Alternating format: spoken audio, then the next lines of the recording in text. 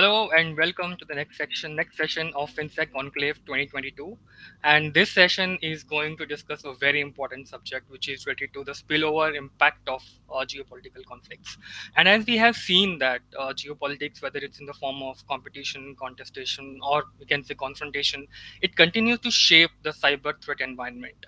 And there are ample instances from history where we have seen cyber attacks. They were being in conjunction with an ongoing geopolitical conflict, and we have witnessed to one of such conflicts which has unfolded over the last 3 months as Russia and Ukraine crisis intensified and become a full blown military conflict. But as states or as non-state actors continue to exercise the cyber option, geopolitical conflicts get quite easy to spill over into the cyber domain. And this specific aspect has repercussions which is not just for the governments, but it has its implications beyond the conflict zone, which also extends to the private sector. And we saw that in the case of 2017 NotPetya ransomware, which stands to be a stark reminder of such spillovers. And what I can say in nutshell is that geographical separations do not matter, as our technology supply chains have become so complicatedly, interdependent on each other and so closely knit to each other. And over the history of the use of cyber as a potent tool in the aid of geopolitical goals, it's quite short. I mean, it's hardly 10 or 15 years, so we have seen these things happening. But the consequences of such spillovers for private sector and entities are serious. And realizing such unfolding reality, this session is going to brainstorm on some of the pertinent questions. And today we have a stellar panel. Let me introduce the panel to you. We have Miss Candice. She is a CISO at a European company. We have Major General Manjeet Singh, who's Joint Secretary with the Office of National Cybersecurity Coordinator. We have Mr. Vikas Malhotra, who's Country Manager at LastPass India. And we have Mr. Atul Kabra, who's Chief Architect at EclecticIQ. And to moderate the session, we have Mr. Vinayak Godse, who's Senior Vice President here at DSCI. I welcome all of you, and now I will pass on the stage to Mr. Vinayak. Over to you, Vinayak. Yeah, thank you, Munish, for setting context for the session. So, for last 6 months' time, especially in last 3 4 months, the militarization of cyberspace had been in discussion when we talk about the larger geopolitical issue with respect to cyber, and most of those bilateral or multilateral discussion happening in respect of use of cyberspace for those objectives which are probably not discussed in the context of the military. But now militarization of cyberspace is definitely one of the key important thing, and we are seeing that how that is at play in this particular conflict happening between Russia and Ukraine. So we have a good panel here. I think Ms. Candice had been following the subject of cybersecurity, and how exactly these kind of a larger, bigger geopolitical issue, and especially the cyber warfare ecosystem is evolving. And Atul Kabra from India had been also following and writing about this subject. Vikas, who had been a technology provider, but these kind of technologies has been increasingly becoming relevant to this context that we are into. And to cover the larger strategic kind of dimensions of this subject from Indian national cybersecurity strategy machinery perspective, we have General Manjeet with us to discuss on this topic. So initial one small time we'll spend on scanning this horizon and how things are evolving for last 3 4 months for us, and what has led to this particular scene that we have been seeing at this point of time. Then we'll try to look at the strategically how things are being addressed, and towards the end we'll try to look at how this is impacting the enterprises and how enterprises can now prepare themselves to so these kind of challenges and these dimensions of challenge which is coming to them basically. So I'll start with Candice. How do you see, because the subject that you have been following and this spillover had been discussed in the cybersecurity discussion as well, but it's also increasingly discussed in the way military doctrines have been now discussed and formed basically. So how do you see from your overall perspective the spillover which is happening? This is a war which is happening, and that is now coming into cyber domain, and that would also going to the global level as well. So how do you see it is evolving and how it is shaping the entire discussion of the cyber health of global cyberspace? Mhm. Thank you. I would like to thank first of all the DSCI for inviting me today on this very interesting panel. And I think the importance of the issue of the fact that cybersecurity and geopolitics are intertwined are more and more visible at the moment, right? Um, so I would start from, let's say, a general point of view that is, um, generally speaking, you cannot decorrelate the private sector from national security issues. That's the first point. The second point I would like to highlight is that geopolitics uh, is clearly shaping the cyber threat landscape, and this is not new. We have multiple examples in the past, and not only for this year. You mentioned the current Russia-Ukraine war, but we have, let's say, plenty of examples that happened already in the past. And I think these 2 points for me, are very important to keep in mind. Let's say that the private sector is uh, almost always linked to national security issues, and geopolitics is shaping the cyber threat landscape.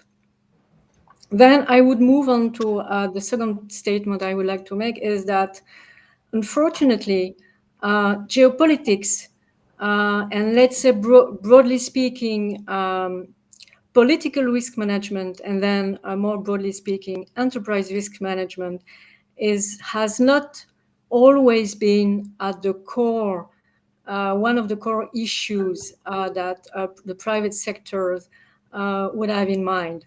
I mean, apart from specific sectors like, I would say, energy and utilities, for instance, or also the financial and banking sector, who have a tradition in considering geopolitics and political aspects when doing business, right?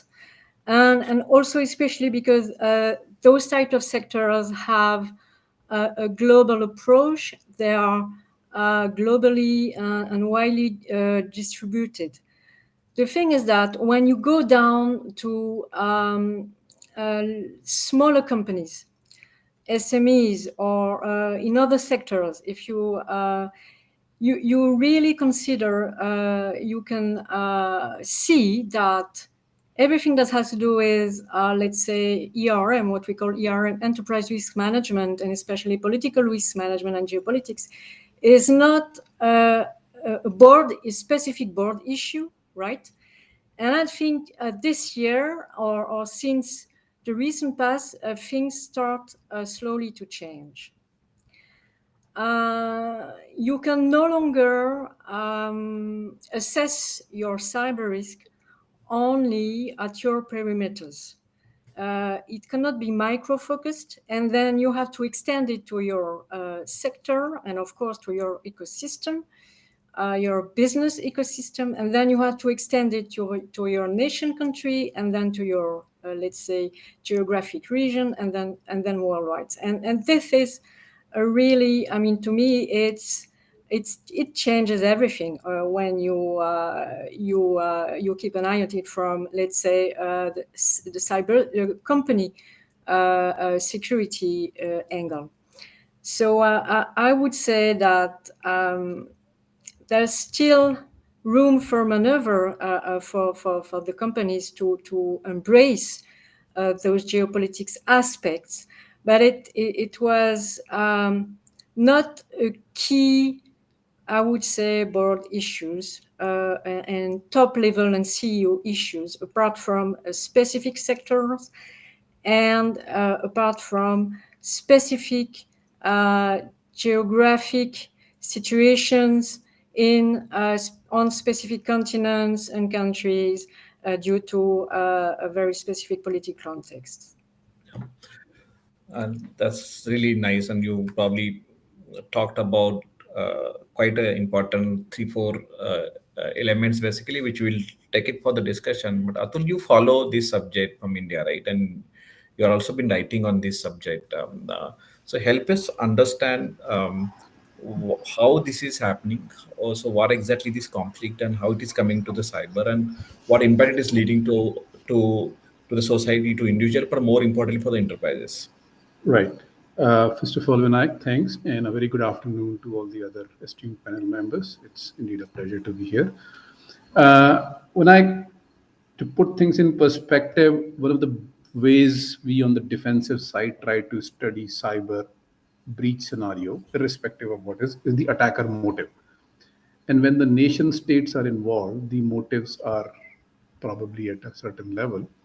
And this is being seen in the type of campaigns that are carried on. This is also seen in the impact of those campaigns. This is also seen in the sophistication of those campaigns. Like your ordinary financial motive attackers may or may not be as sophisticated as somebody sponsored by the nation state. And in a geopolitical scenario, when there are two nation states involved, things obviously become at a different level altogether.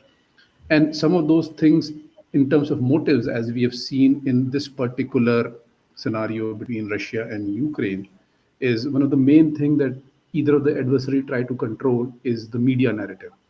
There is a lot of fake news. There's a lot of control on the information that can be accessed, and this can downstream into the infrastructure of the media companies. Access to VPNs can be disrupted. Live speeches can be disrupted from one nation to the other, as we had seen when President Zelensky was about to make a speech in Finland, and there was a disruption. So one of the thing is the narrative control that either of the sides wants to do, and the impact that it leads to the associated private sector companies supporting or engaged in that type of narrative control. The second impact that we see is the denial of service on critical infrastructure services, because either of the engaged sites tries to make sure that critical services which have, and cyber space has become an important vehicle for delivering critical services. It's no more just about entertainment or information. And there are real life critical services like utilities and energy and water that are being delivered on the cyber infrastructure. In this, in the state of a geopolitical conflict, this becomes very vulnerable. And either of the side tries to do that, cutting down access to power. And this obviously become an impact to every businesses in that geography, irrespective of the nature of their business. Imagine if in the middle of winters, if which happened in Ukraine, in the middle of the winter, if the entire village's power supply is cut off, that can impact a huge to the local citizenry as well as business. Or if internet is taken off because to prevent access from certain type of information. The third and the most important one that we're also seeing, and I think Candice also mentioned, is the specific business verticals that face a oblique attack. Now, in this particular context, we know that one of the adversary is heavy on energy. They control the global energy supply chain. And therefore, we've seen a rise in attacks in alternate energy companies so that their supply, their control on the energy dominance is not disturbed. These things are the motives, and then because they're backed by significantly powerful nation states, they have access to sufficient sophistication, sufficient tools to be able to carry out. But a much bigger spillover, which will continue even when the conflict is over in private sector, is the remnants of these things. And this reminds me of what had happened almost a decade ago when we all saw the breach of Stuxnet that was supposedly carried by one nation state on the other. And while the particular operation was finished, the cyber weapons or the cyber tools that were used to carry those attacks are available in dark web or in other forums or in the sites, which then get repurposed and re-weaponized for other purposes like industrial espionage or creating intellectual property theft campaigns. So the impact on private sector is many folds. There is a direct impact because of the motives of the attackers involved on both sides, and then there are spillover effects based on the technology, based on the new weaponized cyber tools that get created as a part of it, and having made them available to other adversaries. Yeah, and thank you, Atul, for putting this very nicely together. So, uh, the sophistication that we see, and more importantly, the point that you talked about. This is the scenario, or this is particular scene that we have seen, is which is bringing both cyber and information warfare together. Right. And that's why I would like to come to General Manjeet.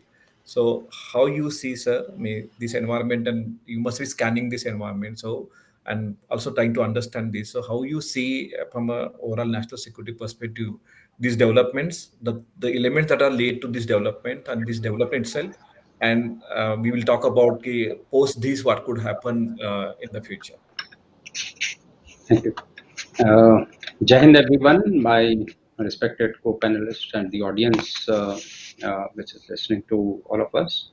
At the very outset, I would like to thank the DSCI for providing this opportunity, and compliments to them for organizing this workshop, as also selecting this topic. The topic is absolutely relevant, and we all need to be up and about to face the challenges which are there in the contemporary world today.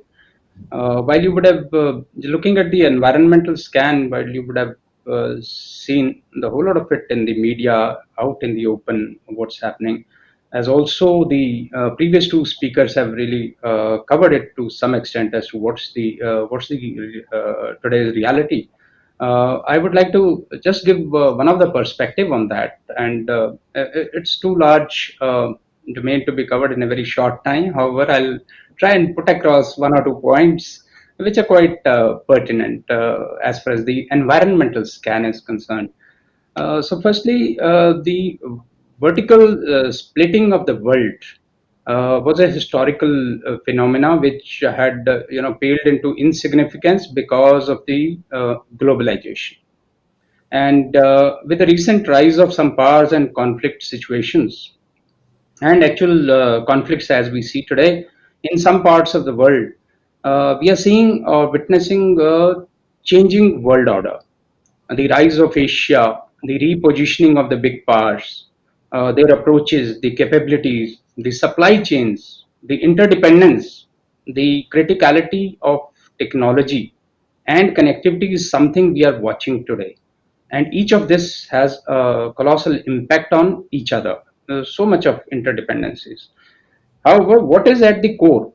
What is at the core is the national interests of each nation, and rightly so. And each nation has its doctrines, policies, and strategies based on the national interests, its objectives, and goals. And for any decision making at the national level, normally it passes through certain factors such as the geopolitics. That's the first one. The social factors, the economic security, and the national security. Uh, Now, these factors are played for any kind of decision making in the complete process, and therefore, no government, no business, and no citizen can remain aloof to the impact of these factors on their functioning or a way of life. They have to be up and about. They have to be alive to this. About a little general scan, and coming closer to the cyber domain, we all understand the typical domain it is. It encompasses all other domains and has cross-domain implications and linkages. There are no boundaries, and it's distinct from the conventional conflict.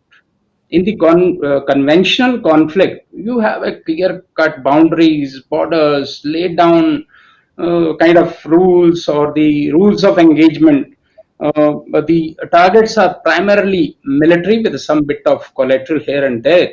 But here, I think the primary targets are our big enterprises, the ones which are critical, the critical infrastructure that gets played first, even before the military targets get played in a graded manner. These things get played first, and therefore the importance of looking at the security of these organizations, the enterprises, becomes so very pertinent. And as I said earlier, the hybrid nature of this conflict demands preparedness on part of the citizens, businesses, and government alike.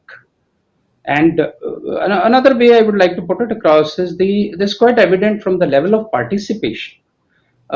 See, we do not participate in the military-like activities. Everyone doesn't participate. But see the level of participation in the cyberspace today. Everyone is participating. Billions of people are participating in the cyberspace. And therefore, any challenges in the cyberspace have to also be faced by all of us together. So it has to be a wholesome thing. It cannot be that I will enjoy the fruit, but I'll palm it off to others to take on the responsibility. The government alone cannot do it. It's not possible. All of us have to do it, wherein the enterprises definitely have to look at it really seriously. And in fact, if I talk further into the geopolitical tensions which are permeating the cyberspace and resulting into kind of a cyber war, it shouldn't come as surprise. And with the growing tensions, various countries are now building cyber forces, the commands, and in fact, the cyberspace is playing a strategic role in every sphere of life, be it in a conflict situation, a conflict like situation, a no war, no peace situation. Everywhere it's playing a strategic role. Today, you see the leaders' summits, the leaders' meeting, or any of these multilateral engagements where the leaders are meeting. There is no forum where the cybersecurity or the cyberspace doesn't come in for discussion, apart from the climate change and rest of all the factors which affect all of us as a global community. So that's the kind of activity.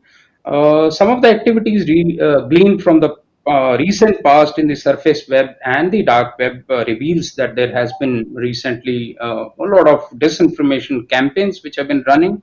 The narrative warfare, as one of the speakers covered earlier, and the companies are taking sides due to the nationalistic loyalties as also the sanctions.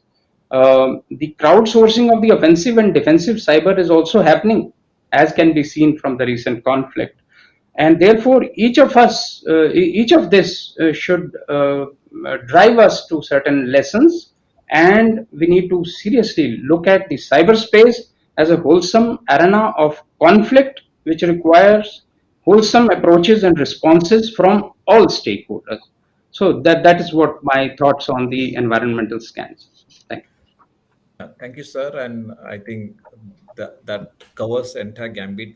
I will certainly come back to you in some of those nuances that we need to discuss as a part of this session. And we have enough time, so organizer allow me to extend time to certain extent for this session. So now, Vikas, coming to you. So the overall cyber conflict and the discussion that we have is largely these are very bigger and larger macro context. I know there are a lot of ground up things that really shapes the larger bigger context, but when you talk about cyber warfare, we talk about this kind of conflict, and when we talk about the impact of that in an individual's life or societal life, or more importantly for the enterprises basically. So which are those areas basically at a specific level that you believe in enterprise security that this needs to be factored, and how they are getting factored basically? Because you are on mute. No, I think you need to unmute yourself, Vikas. uh, Vibhor, can you help, or anybody from? So there's an unmute button, Vikas. Can you refresh your screen and come back? So by the time I will go to other speaker. So let me come to Candice on the way the security incident management ecosystem and science and technology is coming in, right? So there is really systematic effort that we are putting together to understand, to categorize, even to define these TTPs for the cybersecurity incident basically, and the MITRE framework, that is the cyber culture framework, and that is really helping us to really automate the defenses, automate the responses basically, right? And those responses and the science of security operations is really maturing in terms of systemizing, categorizing, and automating and removing the human intervention from the entire equation basically. Although definitely from the context specific, from the prioritization perspective, human intervention is required. So in this entire response ecosystem that we are seeing, which is increasingly becoming intelligence specific, orchestration specific, automation specific, how do you see this, on one hand we are seeing this, on the other hand we are seeing this kind of larger, bigger somewhere complete, which will be impacting the enterprise security. How do you see that this will really get factored, or how can somebody, if you want to factor this into the existing response mechanism, how can somebody factor this actually? Shall I answer that question or pass it on to Vikas? uh, I can go for it, and then maybe Vikas can also. then I will go Yeah, to Vikas for you. Yeah. yeah, okay, good. I'm sure Vikas, you're gonna add some complementary input. I think I would say something that is to me very important right now, especially in the global context we have now, but not solely. I think we have this tradition of, I mean, from the defense side, I mean, we are on the defense side, right? To have what I call reactive defense, okay? And now I think it's time for a more proactive defense. And it's not the same mindset. Reactive defense is to set the boundaries, to protect your systems, to protect your networks, and always be, you will always be kind of late behind the attackers. So, and I think it's time to get more towards what I call proactive defense. And that is reinforcing detection capacities, including working more precisely on, technical wording here, or what we call IOC, indicators of compromise, IOA, indicators of attacks, TTPs, tactics, techniques, and procedures of the attackers. And then we have also to give more stance to CTI, that is a cyber threat intelligence. We need actionable information in such context where geopolitics is changing the paradigm. And then, I mean, intelligence for me in the cyber domain is actionable information, and we ought to work with the private sector, with also other companies in the private sector. I mean, private sector, we need to share more information, and also we ought to share information with our governments, our national cybersecurity agency. I think this is critical.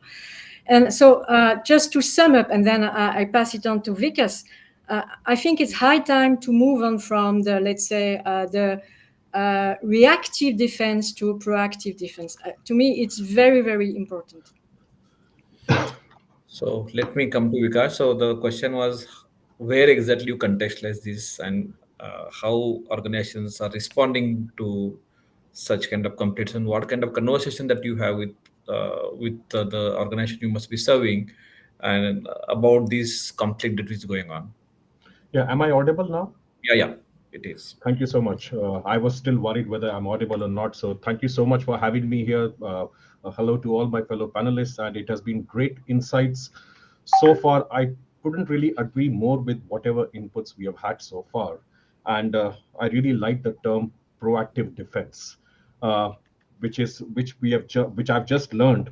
And I would take some points from what Candice mentioned and which General Manjeet mentioned.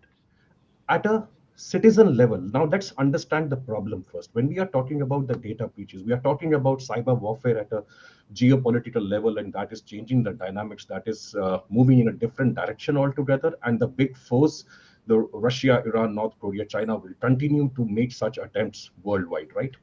Now, enough and more research has shown that maximum number of breaches that are caused in organizations happen because of human errors, close to 82%.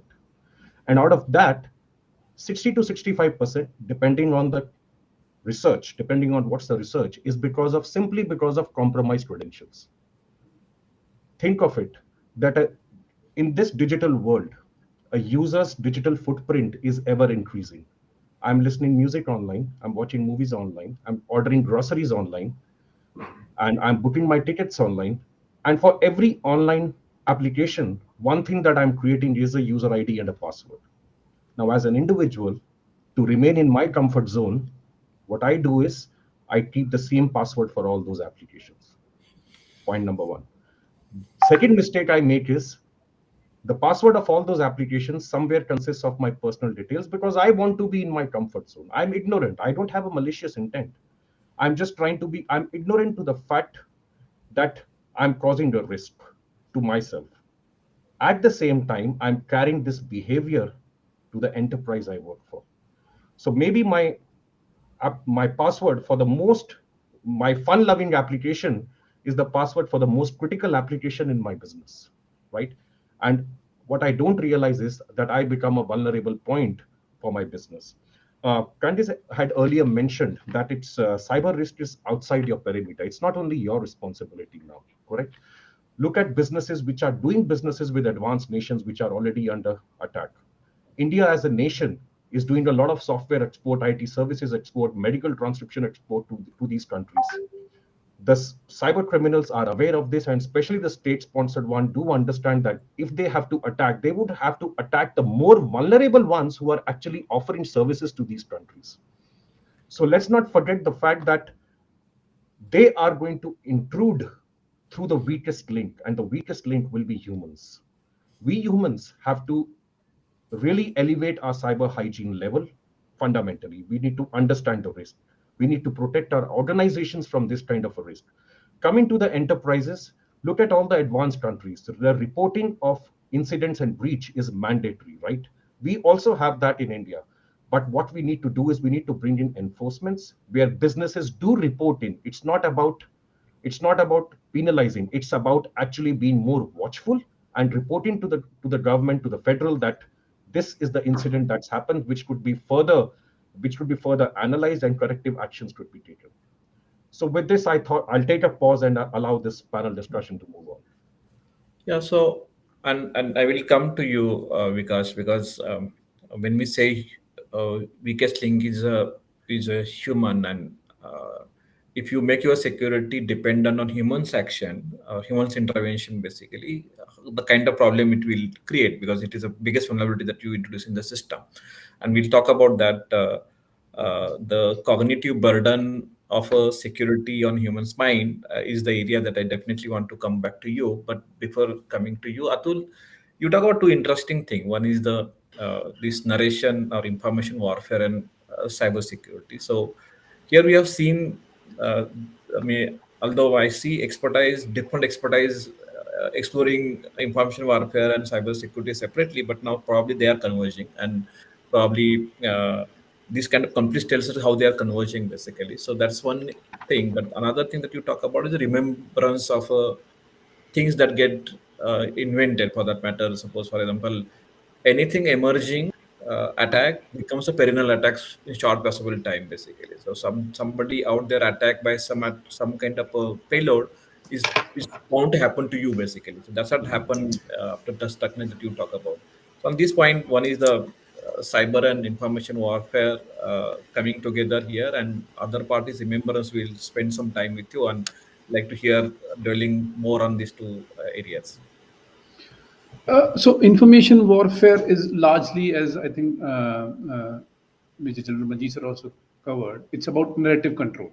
So you do see a lot of fake media, well, fake or genuine, and you do the nations at each other try to control the media, because we live in a connected world. We are not getting information from one source. We're getting information from multiple feeds, and the ability to connect to control those feeds eventually become the objective of the parties in conflict. And in order to be able to achieve that, a great deal of cyber innovation has to take place, and even a control. So, for example, one of the easiest way that information or the narrative control can be done is by dismantling internet access or dismantling VPN access, so that certain pieces of information are not available. This is outside of the part that fake news is percolated through some channels. But at the same time, offensive actions like crippling telecommunications infrastructure, ensuring that the internet access is limited or reduced, blocking certain sites.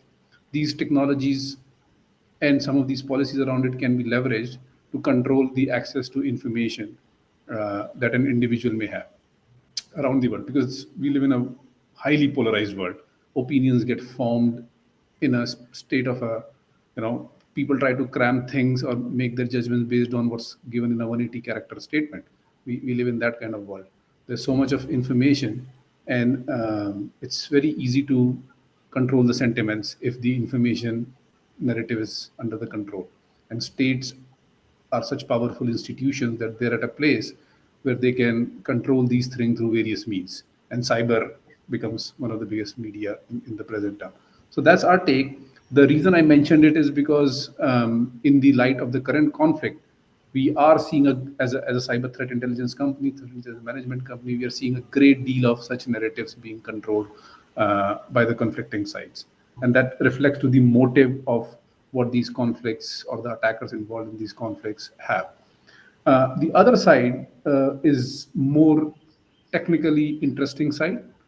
This one is more politically or policy point of view interesting side. The other is technically. Building up cyber weapons is not easy. Let's face it; it is an expensive process. Yeah. The years and years of research goes in to identify vulnerabilities into popular software programs, and then there is a complex process to be able to weaponize those vulnerabilities. Uh, Once it is out in the world, many people can use it and repurpose it, which is how majority of the cyber attacks in the real world happen. But getting to that very first vulnerability in a very popular software is not an easy thing. Such research requires deep pockets. It is not possible without access to sufficient funding and technical infrastructure to be able to find such vulnerabilities and weaponize such vulnerabilities. And in the pyramid of strength, if you say state organizations have the highest level of resources and highest level of muscle power, and if they get incentivized to create such, then those weaponizations become much easier, relatively speaking. And in cyber world, things don't die.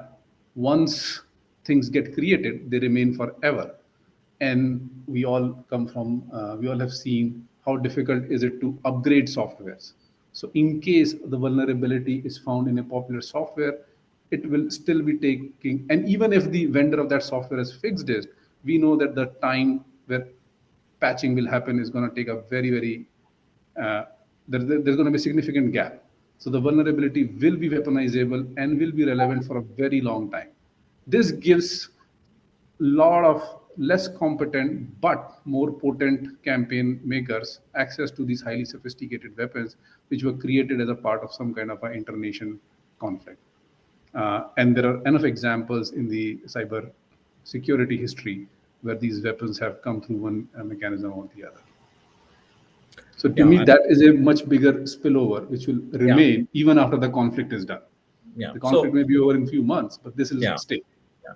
So, and to certain extent, may not be the fullest extent. So, the enterprises had been investing to one is the reactive way, the way Candice talked about, and proactive way as well, because the significant now investment is coming into security operations, improving the response and orchestrate the overall defenses basically. So, but those will not really stand up with the tremendous amount of resources that are being invested to create that weapon, which probably can be first time use with zero day vulnerabilities and multiple zero vulnerabilities coming together to compromise the enterprise ecosystem. And another part means we can still have some leeway as an enterprise way, but the information warfare is very new for corporates basically. And factoring that into the defense is a very challenging. So my question to General Manjeet sir is, strategically, if you are looking at an overall national strategy, and this is the scenario that has been, we have to address the challenges for enterprise security, because many of the enterprises nowadays execute so many transactions basically, right? So most of the network is also now private network, communication network is also on private network basically.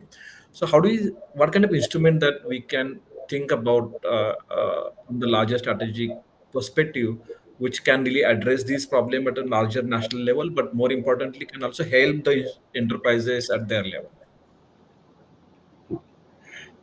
Thank you. I think a lot of ground has been covered, especially with respect to what the enterprises need to do. Just to give you a little perspective on what's happening at the national level is something I would like to put it across. The leadership is completely seized of this issue, and it recognizes the cyberspace as a fifth dimension of warfare, and it's very much there in our thoughts, approaches, doctrines, policies, strategies, and accordingly, the first country's first national cybersecurity policy was promulgated in 2013. The policy basically envisaged a safe and secure cyberspace, and it was quite relevant when it was written. However, a lot has changed in the last 9 years. The threat landscape, the technologies, the geopolitics, as we are talking about it today, the DTPs, of course, our dependence on the cyberspace, the Digital India program. I talk about India globally. Our dependence has become huge, and therefore it was time that we start thinking about an action-oriented document, and we therefore have formulated a national cybersecurity strategy of 2022, which envisages ensuring a safe, secure, trusted, dynamic, and resilient cyberspace for India's prosperity. We will be looking to grow in this using this cyberspace. And the strategy basically calls for a whole of nation approach, wherein everyone has a role to play. The citizens, the governments, the businesses, everyone has a role to play. Everyone has a responsibility towards the safeguarding our cyberspace. And till the time the strategy gets promulgated and comes in the public domain, not that the actions are not happening, the NSCS along with the operational agencies are undertaking a huge number of initiatives which are very pertinent, which affect all of us as citizens, government, and businesses. Some of these I would like to name a few, like the identification of critical sectors and CIIs, that is critical info infrastructures, is something which is happening. We have an agency called NCIIPC, which is for the protection of the critical infrastructure. The CERTIN has been active. It has issued a cyber crisis management plan. It issues alerts, advisories, guidelines from time to time. The latest one being issued on the 28th of April this year. You must have gone through that. Even the frequently asked questions have also been published now, because there were a lot of questions coming up on various aspects of the guidelines or the directive which has been issued. Then we also have issued the baseline audit framework, which is applicable to all the critical info infrastructures, as also for all the other entities could also adopt that baseline audit process. In order to curb the cybercrime, we have a full-fledged Indian Cybercrime Coordination Center called I4C, which is already in place. The cybercrime reporting portal is in place. The helpline, help desk is in place. The analytics is in place. The reports are happening, but the scales are large. There are got about 2,500 reports every single day. So that's a work in progress. Eventually, through the strategy, we have envisaged having regional I4Cs. The regional I4Cs connecting back to down to the district level, and every SHO should get enabled in this whole process. And most of these processes to be getting automated in order to address the reporting, as also the addressing and the mitigation and remediation of each of those FIRs which get lodged, especially with respect to the cybercrime.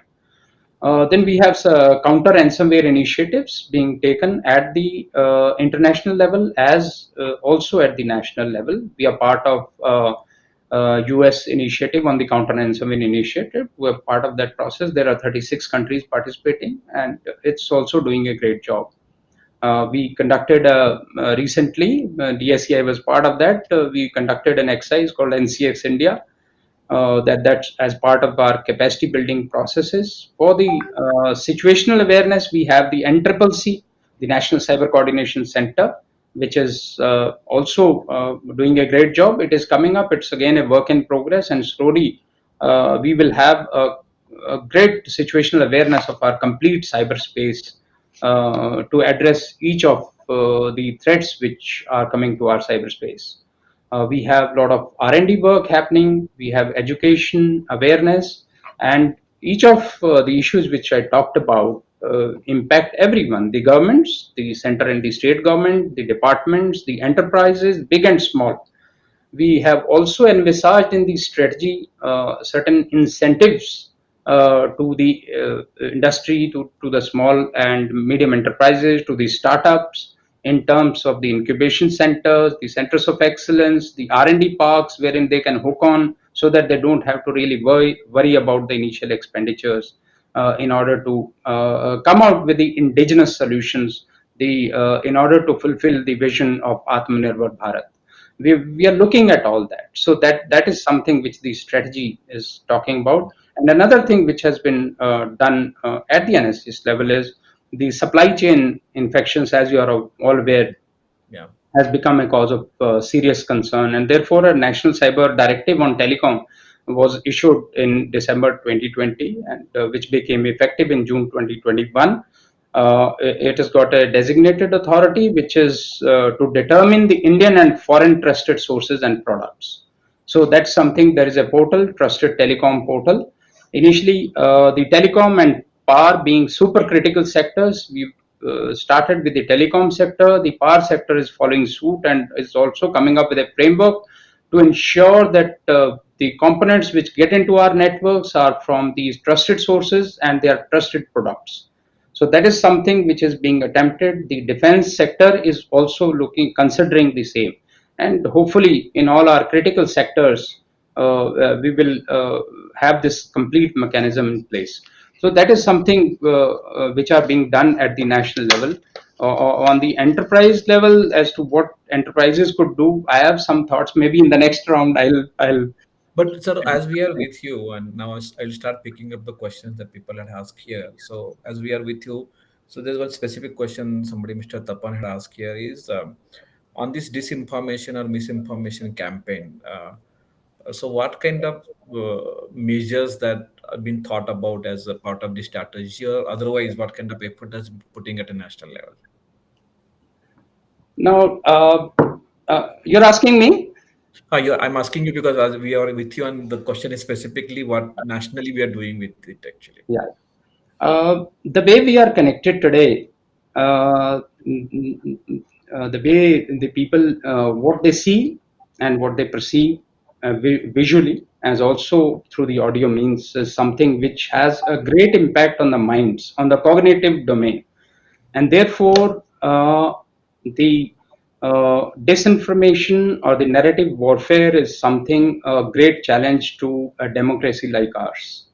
And therefore, this needs to be addressed properly at all levels. So there are national endeavors, as also at the state level and the military level. At each level, we have certain mechanisms in place to address, firstly, to identify the root causes, the identify the campaign being run by certain maybe state actors, non-state actors, and other actors in place.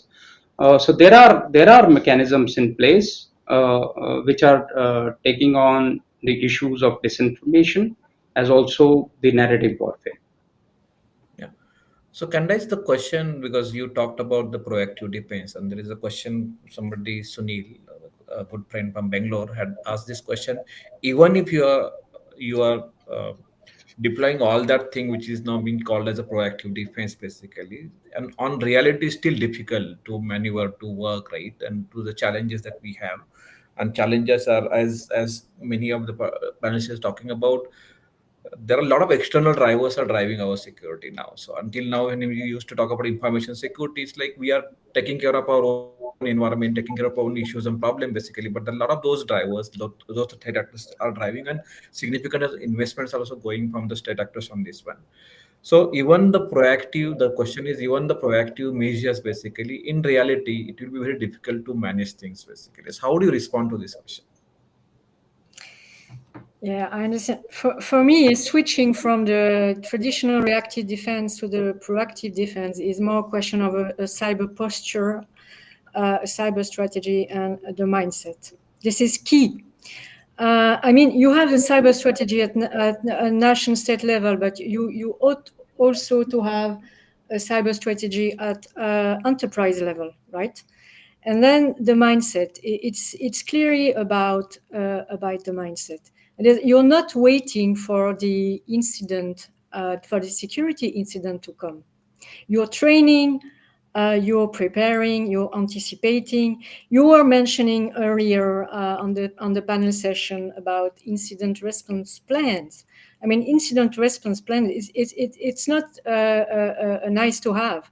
It's mandatory, and you have to do some exercises to train on a regular basis.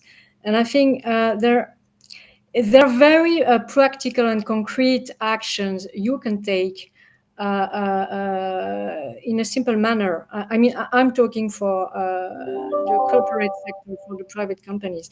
So one thing is really change your mindset and have a more, don't wait for an incident, a security incident to come. Just keep in mind that at every minute, each second, each day, you might have to face a security incident. The second point, and I think it's good to mention that I think Major General Manjeet mentioned it.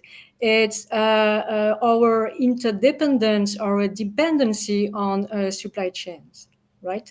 I think you all remember in December 2020, the SolarWinds event, right? And I guess it's about almost 10 US agencies that were hit, and something like 100 or more than 100 private companies that were also hit. And I think there's also, we have some job to do regarding our supply chains.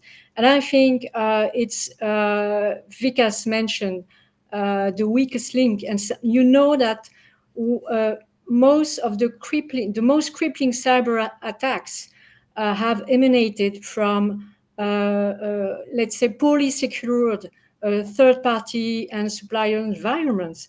And we have to reclaim the control of our supply chains.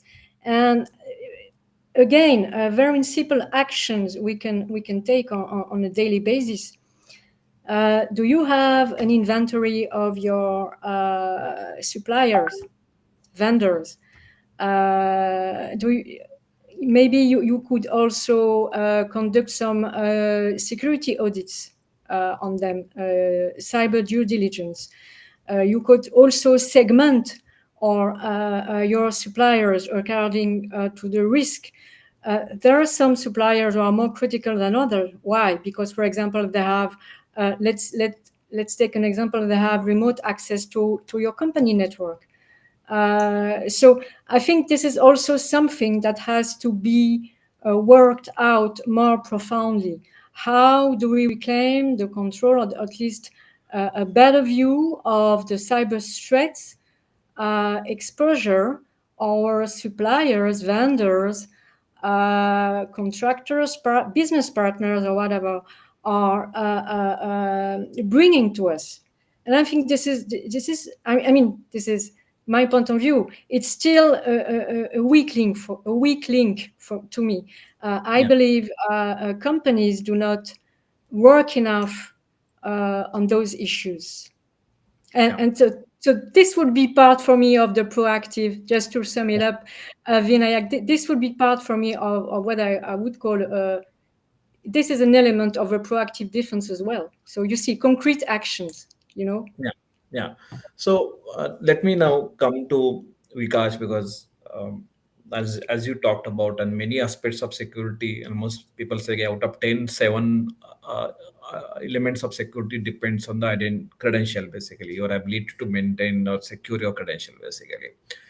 But the challenge, one is that certainly a challenge, but most of the security design, I mean, we always talk about PPP, PPT, people, process, and technology, and definitely people part is definitely very important. But what we are increasingly realizing is the volume and complexity of a data that we do, a transaction that we do, basically. So many digitization happening, and so much of the complex web that are behind the system and behind the actions that we do on a digital space, basically.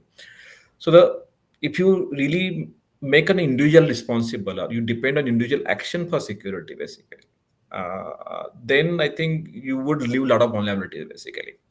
So if the security is invisible, or security is not putting cognitive burden on the user, basically, that's a better security, basically, right? So can security be made in a such a way that your reliance on the end user, your reliance on actions of a end user reduces down, basically. So you are not relying on the action that the user is taking in terms of securing its password, changing the password. So can we really make a security which is not dependent on the actions of an end user, basically? So that security becomes a very transparent, invisible for the user, but at the background it can work very well for that, because that's what you can remove the weakest link out of the equation. Yeah.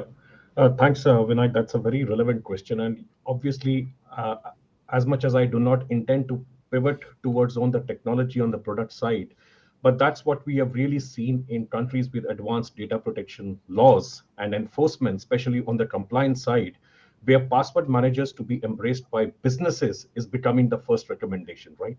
So what typically happens is that businesses are investing a lot of dollars in consulting processes, bringing in technologies at all level, and then there is one employee who kind of makes way for an intruder to get in with through one of the application that probably is not tied to some of the defense systems because of technology, or probably because of commercial limitation.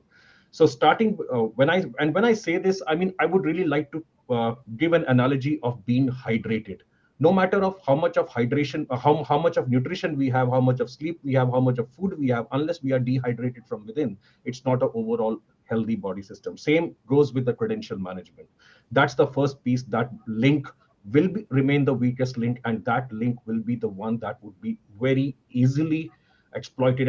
And mind it, these are state sponsored. When we are talking about state sponsored cyber criminals, they are using advanced algorithms. They are not using manual permutations and combinations to bring a password. And look at our behavior today. We fill in a form at a restaurant with all our personal details to avail 20-30% discount, date of birth, wedding anniversary, spouse name, everything. So our data is anyways which ways available, and it's a matter of time for somebody to bring it together and create a credential and just in, create an intrusion into the system. So I would say yes, technologies, IDM technologies like password manager, that really reduces not only the cognitive burden on end user, but empowers security leaders within the organization to be actually able to view the hygiene, overall hygiene of the credentials, whether how many are weak credentials, how many are reused credentials, or how are credentials being shared, how easily we share passwords when we are going on leave, right? This is my credential for this application, just log in and just go about doing this work. And we forget that this same credential is my credential for another 10 applications. So this kind of a behavior has to be really fixed Yeah, I at a mean, fundamental especially level. the design we see, which are becoming more advanced, more resourceful. So it's very easy to really break into system if you're targeting this one. And now I really like to come to Atul on one of the very important subject from the enterprise security perspective. So there are many aspects as an enterprise leader of a security I can control, right? But increasingly, the aspects are going beyond my own limit or own boundaries, basically, right? So there are a lot of external drivers like the state actor attacking you, a lot of geopolitics basically coming into the picture, or you becoming part of the information warfare, you become a target of information warfare scheme that somebody may be like looking at. So on that perspective, there's a question as to somebody asked here, basically. So these unauthorized activity which is happening in cyberspace, basically, and many of them be qualified as a criminal activity, and you as a security leader may not have basically wherewithal with you or any control with you. So what kind of instrument that you look at from the larger security design at a national level, international level, which you can leverage from basically? That's a very interesting question, Vinayak. We live in a very, very connected world, as we already talked about, and we are carrying our security or lack of it with ourselves, especially geopolitical situation being one, then the catastrophic events like COVID, where people are working remotely, you're accessing networks that you're not entirely sure whether you should be or not. There are many such big themed events that happen all the time. As a security as somebody in charge of the security, one of the things that we are trying to force or we are trying to encourage is a little bit of relooking at the model of the security. In the last decade or so, we've had a lot of reliance on a product driven security. We expect that if a CISO has bought certain products, then the security comes in just at the point of bringing in those products. And I think Candice also mentioned, Vikas also mentioned, that shift has to go away. That has to shift. Merely buying a set of security tools and implementing them is not going to give you security. There has to be a proactive effort. It's just like merely buying a gym membership is not going to give you those six-pack abs that you see in the models in that gym. You need to really go there and sweat it out. So one part is encouraging the enterprise to do a bit of proactive steps, which could be threat detection. That's one part, by having proactive investment into intelligence practices, CTI practices. I think Candice also touched upon it. You as the business owner are the best person in a position to know what risks your businesses suffer, and there are enough technology and tools available to measure those risks if the will is there, if the enterprise will is there, and making small steps can bring much more return on investment than having to buy the next buzzword security driven product. Simple changes like credential management, simple changes like mapping my supply chain interface at what is my surface like, what are my access points, and identifying what are my critical crown jewels. If I get breached, what is the attacker supposed to gain from me? Some of those minimal hygiene things as a part of everyday CISO practice, and when percolated down, can help organizations way more than having to rush towards the next, shiny bright product on the shelf. It starts, this internalization will take time. We've been too much into the mindsets of buying an antivirus or fire. I mean, and nothing wrong with those products, but they were built for a particular reason. The dependence on cyberspace has changed a lot. The use cases we are running in cyberspaces have changed a lot. Who would have thought that one day you'll be ordering your food or your taxi on the cyber through the cyber media? The innovation in this space happens faster than the ability to understand where will it break or what are the breach points. Therefore, this cognizance, this recognition that yes, if my business is dependent on cyber infrastructure, a practice or a conscious effort in ensuring its safety and hygiene is the best way. And then it can be mapped out. Does that mean regular monitoring of my products? Does that mean an investment into the threat intelligence? Does that mean building a SOC practice? There are many practices and tools already available. Yeah, and I would now like, because we probably I have to be mindful of the time that we are taking. So just to conclude this discussion, I will probably briefly ask you a comment from each of you, but I'll start with General Manjeet here. So the overall strategy for cybersecurity or overall machinery for cybersecurity at the national level, every nation is trying to do that, and internationally as well, there is some alliances which are happening basically. So that are throwing some value, creating those aggregate level capability, or probably providing some instruments as well. So how those instruments, those capabilities are getting created, and how enterprise can leverage them to really withstand with this kind of amalgamation of a lot of those state actor coming into the picture. Information marker is now increasingly getting intermingled with cyber security, and lot of those motivation which probably are not very economic or not very enterprise centric motivation now shaping this security threat landscape basically. How can enterprises leverage, and what kind of instruments and capabilities are getting created at aggregate level which can be leveraged by enterprises? Thank you.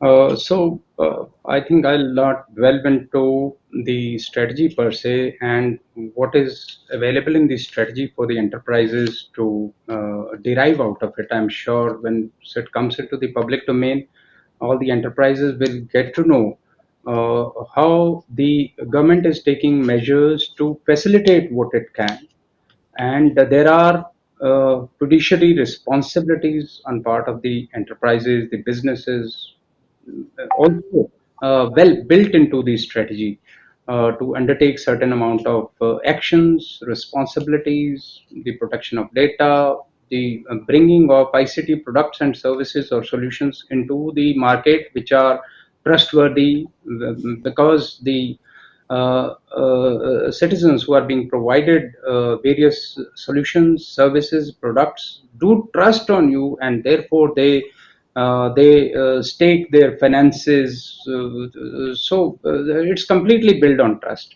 and therefore there are a whole lot of responsibilities on part of the enterprises as well. Some of the one or two points or 3 points which I would like to through this workshop would like to bring is that the enterprises must recalibrate their organizational risk management strategies in view of the geopolitics as we discussed today, and also various factors which have been brought in by the speaker so very well.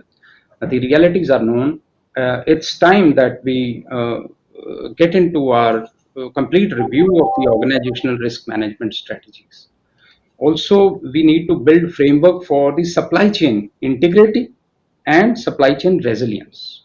This is another area, and therefore the enterprises can develop supply chain security strategies, and which will encompass the supply chain risk management principles and cyber defense in depth strategies. So this is something which they need to do. Also, another idea which one could think of is wherein the enterprises could come together and cooperate and form consortiums, wherein they improve their info sharing and transparency, the common concerns with respect to supply chain, the cyber risks affecting that particular sector, at least within a sector, through the practice of, let's say, ISACs. Also, they can drive policies with government and regulators collectively as a consortium, as a small little sector.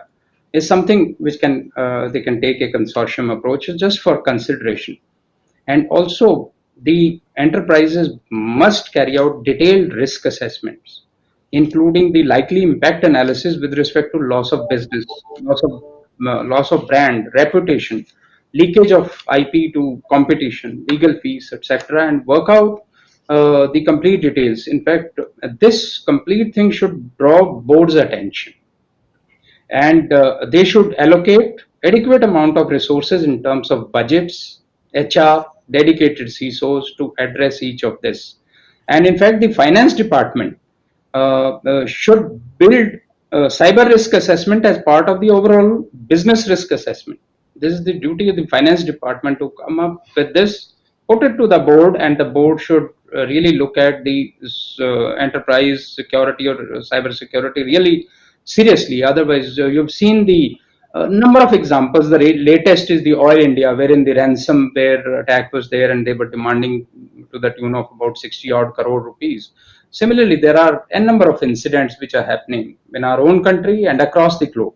So therefore, we need to carry out the cost-benefit analysis and look at your turnovers, look at the cost of this cyber security, and vis-a-vis losing so much money. So those kind of things, I think there's the need of a detailed risk assessment of every single enterprise, big or small, and then work out its own strategies and in line with the overall legislations, regulations, compliance requirements, and all that. They all have to have a strategy. Every single enterprise must do it. That is something, and I would like to read two, three lines from the strategy, which says enterprises are obligated to ensure due diligence with fiduciary responsibility towards continuity, without service disruption, ensure security of ICT products and services that are brought into market, protect the business and PII data and report breaches. This is something straight from the strategy which we have envisaged. So this is something which I would like to convey through this forum. Thank you. Thank you. Thank you. And these are very concluding thing element, but I will go to each of you. Candice first, then Atul, and then Vikas. Very briefly, means Candice, we heard about it. So there is definitely a lot of obligations, liabilities, and requirements which are coming in. Which needs to be complied with, which also empowers a security leader like you, so that you can get more commitment from the organization for security. But apart from those application liabilities and response compliance requirement, basically, so what you also see from the larger national effort which is going for cybersecurity, how do you leverage that? Can you just briefly talk about how do you leverage to address this kind of a conflict and the possible spillover coming to you as an enterprise, very briefly? You mean from a national cybersecurity Yeah. level, right? So how you Yeah, benefit out of it? like for instance, in my country, well, we have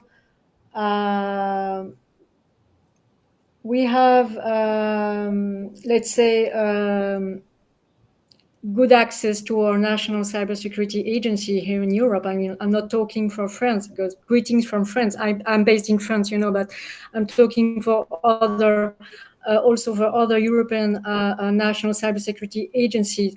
There are more and more closer links between the national cybersecurity agencies in European countries and the private sectors. And I think this is an important point where the National Cybersecurity Agency can gather some types of information that the private sectors cannot get, or they have a more broader view, a national view, a global view of the types of security incidents the private sector is facing, the cyber threat landscape. And so I think those are precious piece of information for the private sector. So I think the dialogue between the private sector and the public sector is key, especially in the current geopolitical context. And then again, we as the private sector enterprises, we have to use this information and to do something with it. It's not only about gathering strategic information. How do we translate it into our daily security operations? But I think in other continents and other countries, we see the same reinforcement of the dialogue between public and private sectors. And I think it's a good point. Yeah. So we'll come to Vikas briefly. Vikas, how do you see all this strategic effort happens at a national or international level, shapes the work that you do, and how can you leverage from it, very briefly? And then I will probably conclude the session with Atul. Yeah, I'll just keep it really very brief. And my closing message to all the business, I'm talking from an enterprise perspective, is do not leave enterprise security with the security leader, with your CISOs. Security is a business problem. Everyone has to get involved in it. From the junior most employee to the topmost person in the leadership, security is an end-to-end problem. Just like your home, it's not the man of the house or the elder person in the house who has to lock the door. It's everybody's issue. So be very open to it, because these small incidents and issues in your business can have far-reaching effects on the associated businesses and at the same time national security. So those are my closing comments. So Yeah. So Atul, how do an enterprise leverage the capabilities that are coming at aggregate national level? So there are a couple of things here, Vikas. So one, as I think Major General Manjeet also mentioned, there are various initiatives by state institutions. CERT-IN is publishing advisories, and these advisories can become part of the hygiene practice. They can be consumed. At least at some level, there are initiatives that various organizations through, for example, the NCSC and the other initiatives that come up, that the enterprise can easily avail. The other most important thing, I think, at the core of it for businesses, cyber is a risk problem. It is just like any other risk problem. Uh, And we know that risk in various other form industry spaces have been solved through insurance. Insurance industry can become a big driver, and that at some level policy may come into play. How we are addressing the health at the most basic level by making policy changes, by incentivizing insurers as well as incentivizing individuals for the personal health. Similarly, cyber health for small to medium businesses can be accelerated quite a lot through a collaborative policy environment that can enable insurance, which can not only penalize bad behavior but also incentivize good behavior. The insurance industry will also find some innovation in that space, and state as an agency can act as a facilitator. It need not always be a technology problem. Some things can be solved at the policy mechanisms. And collaboration, I think, is a very strong part. So institutions such as yourselves, DSCI, that is bringing various industry participants together. And if these things can actually become actionable at the end of it, where there are more, if we want to talk about exchange mechanisms for indicators of compromise, exchange mechanisms of India specific threats or our geographic specific threats, which can then become part of an automation system that an enterprise can easily consume without having to do an additional cost burden, so that their businesses and profit margins don't suffer. These collaborative initiatives can, I think, bring us a great value for businesses and as a nation and a society together. So with this, I would really like to conclude the discussion. I'm really sorry we extended significantly this session, but the discussions were very going right, and organizers also allowed me to continue with the discussion. Thank you, General Manjeet. Thank you, Candice. Thank you, Atul and Mr. Vikas joining us today and adding very critical value to the subject that we thought about for the discussion. Thank you very much for coming, and all those questions that people ask, I try to get at least three, four question out of your comments. So thanks for putting those questions as well. Thank you. Thank you, Thank Vinayak. you, Thank you, everyone. Manish. Thank you, Bye everyone. bye. All Thank you. right, so thank you all of you for joining this session, and especially our panelists for sharing insights from their respective areas of expertise and bringing so diverse experiences to the session. And now we will break for tea and networking. Stay tuned and see you at the other side of the break, and that should be around 4:30 p.m. See you. Thank you.